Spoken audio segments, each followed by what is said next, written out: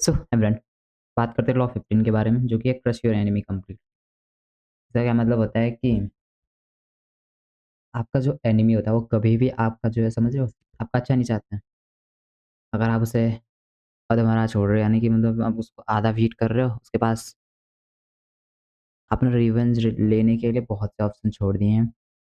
तो आपका जो एनिमी होता है वो कभी भी आपका भला नहीं चाहता है। इसलिए ये चीज़ समझने की ज़रूरत है कि अगर आप अपने एनिमी को मार रहे हो तो उसे कंप्लीटली मार दो, कंप्लीटली। उसके पास कोई ऑप्शन ना छूटे उसके बाद, ठीक है? जो आपसे बदला लेना चाहे, ले पाए।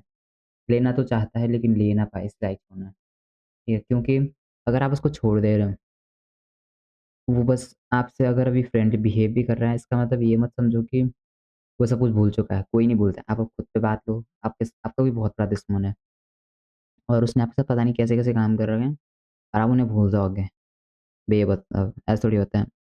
हो सकता है आप उन्हें इग्नोर कर दो बिकॉज़ आपके पास कोई ऑप्शन नहीं है, ठीक है? और आप उनके साथ अच्छे से बिहेव करें क्योंकि उन्होंने आपको डिफीट किया है, सिर्फ़ यही रीज़न है।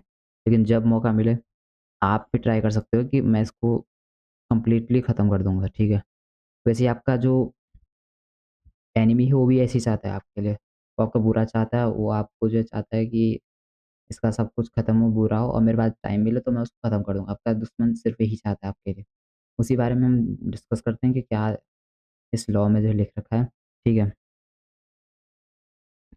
एलिमिनेट ऑल थ्रेट्स, इसका मतलब क्या है? When dealing with an enemy, ensure they are completely defeated. Partial victories give them a chance to recover and retaliate. Leave no room for revenge. उनके लिए कोई चांस ही मत छोड़ो, समझ रहे हो? If an enemy feels they have chance to come back, they will harbor resentment and might seek revenge later. Be decisive in conflict.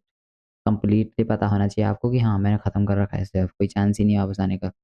वहीं पे कि half hearted actions in a rivalry or conflict can weaken your position. A complete victory, however, consolidates your power and ensures security.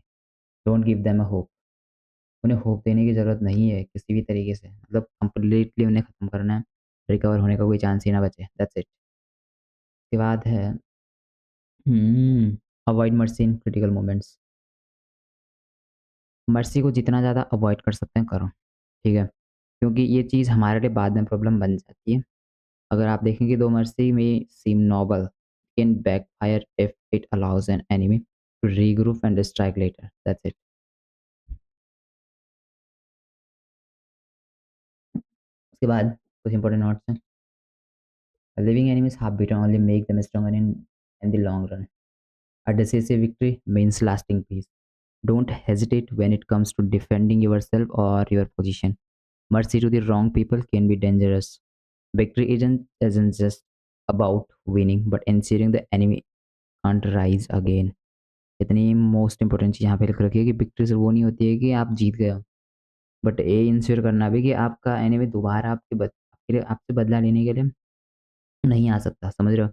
Without mercy to the wrong people can be dangerous. अगर आप कहीं पे mercy दिखा रहे हो और इंसान आपसे रिवेंज लेने के बारे में सोच रहा हूँ, या उसके पास उतनी पावर है कि वो बाद में रिवेंज ले सके, तो वो सबसे गलत काम आप हम पे जो कर चुके हो, करके आ चुके हो, अगर आप मर्सी दिखा रहे हैं, समझ रहे हो? तो इस चीज़ को दिमाग में रखो कि किसी भी मोमेंट में ऐसा मोमेंट छोड़े ना कि आपका एनिमी बाद में आपसे बदला ले पाए। इसलिए crush your enemy completely totally, that's it.